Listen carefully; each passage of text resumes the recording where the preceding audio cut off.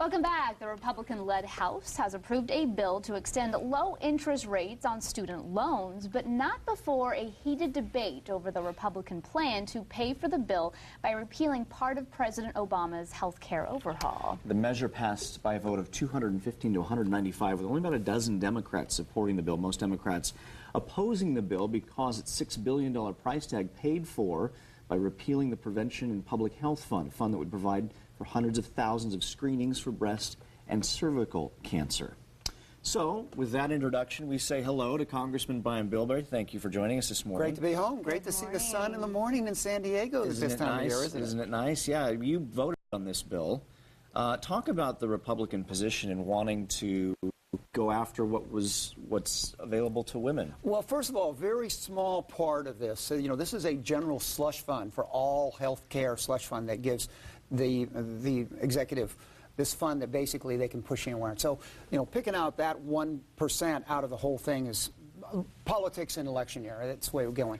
This fund was actually tapped by Democrats and Republicans, with support of Democrats and Republicans, just a few months ago to pay for another program because it was seen as a slush fund, something that had no supervision built into it. And so that's really the issue comes down. Why did Democrats and Republicans find it okay to tap into this fund and divert money from this slush fund for other programs 2 months ago, and that was okay, but now that you're on the student loan issue, and the student loan issue is becoming a political ball that's being kicked around, now it's not okay. And see, that was one of the biggest concerns, is that there was a double standard sort of being thrown out there. Democrats say they want to pay for the measure by eliminating some of the subsidies on the oil industry, and the Senate's going to take up the version of this bill on the week of May 8th. What do you see happening in this? Well, first of all, the issue about energy so-called subsidies, which are manufacturing benefits we give to all manufacturers. We're looking at all of those, be it for ethanol, be it for oil, be it for a lot of other stuff. And actually, I was testifying just yesterday to support that if we keep these programs, that algae should get the same benefits as ethanol, at least as much, because algae is so much better. So all of that's being addressed in a tax bill reform. This other issues are where we're getting into it. It's an election year. But this wasn't an issue that should have been a political fight. This should have been an issue that was agreed on. This slush fund was already targeted by Democrats and Republicans months ago. And why stop with just because we're getting close to the election of addressing this? This was a mistake in Obamacare. Everybody knows it was a mistake. The last thing that we should be doing is allowing some bureaucrat to have a huge slush fund without any congressional supervision. You call it Obamacare, but it's the Health Care Overhaul Act, truly. Well, it's actually called the Health Care Affordability Act, which is now kind of interesting because that title is sort of getting hit because now it's twice as expensive as it was projected, and there's half as much revenue to be able to pay for it. So now that title is now trying to be avoided by both sides. I just want to ask you a follow-up, because you said, I asked you about the attack on women from the right. And this has been an ongoing political issue. There's been a lot of talk about this on the national level, going after Republicans. You say it's 1% of paying for this initiative.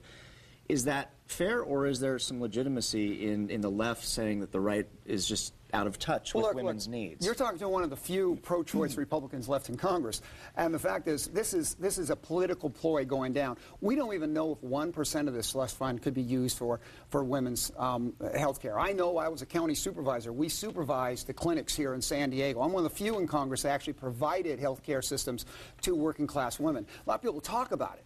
But those of us that done it know that this is not the cut and dry game. This is obviously the political speaking points that get into it. Just as much as you'll find Republicans will do the same thing.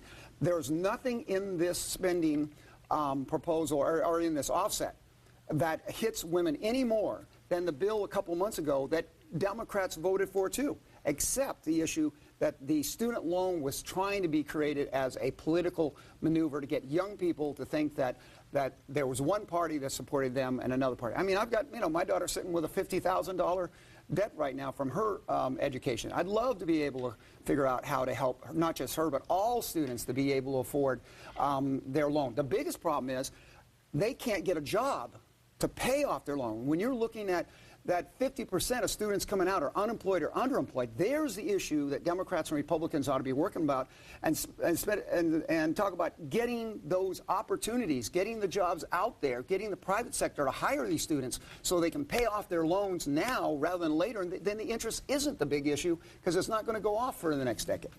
You mentioned your daughter. Don't want to get too personal here, but we wanted to ask you. No, but we did want to ask you, because we've interviewed you before. Politics completely aside right now. Your daughter, Brianna, diagnosed with stage 3 melanoma, correct? Yes.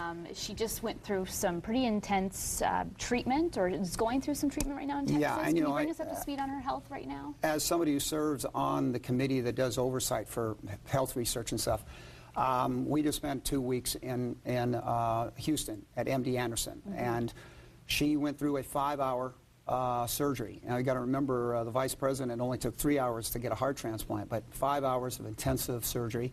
She, you know, she's tough as nails. Takes after her mother, and hopefully that surgery will be able to avoid the return of the melanoma. There's treatments now that are coming forward that they're very excited about, and melanoma has been something that there hasn't been very much treatments for. So this is really kind of exciting that science and investment in that good science like NIH is really seeing something that is just abstract to all of us. And you got to remember, it is sort of tough. You always thought, in my family, cancer has always been a problem. Always thought it was going to be my brothers who smoked or me that was out in the sun. But you would always figure our generation would get it because our parents' generation had it. All at once it's jumped.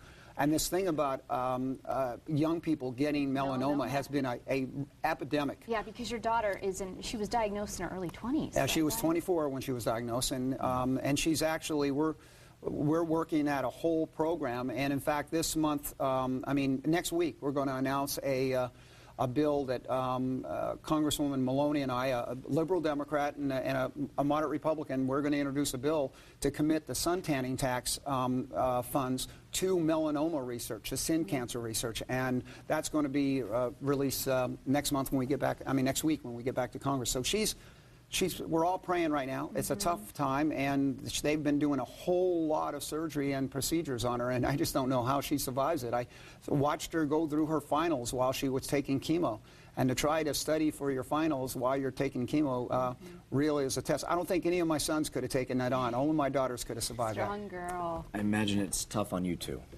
Well, it's you always worry about what might happen to yourself at a point, but once you have children, you realize that what happens to you is not as important as what happens to your children. So yeah, this is important. Hopefully, all the things that we've been doing, the doubling of the NIH during the 90s, where there were major breakthroughs in not just AIDS research, but understanding immune systems. All of those projects we worked in the 90s, I'm seeing those things come forward with successes now.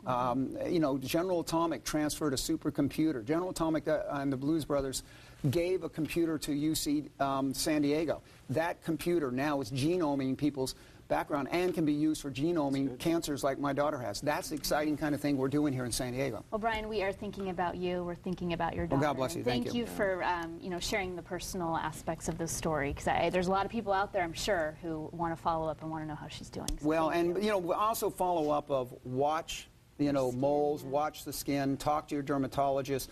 We're going to do this whole program that the best way to avoid people getting in Brianna's position is for all of us to observe it. And maybe if I hadn't been around it, I wouldn't have noticed her mole on her leg and said, go have it checked. And what would have happened if I hadn't been aware of it? And that's why it's really important that everybody, that friends, parents, siblings, when you have a mole on your back for the guys and down on the legs for the girls, that is something you've literally got to watch out for each other. Absolutely. Well, Brian, thank you so much. Thank you very much. This morning.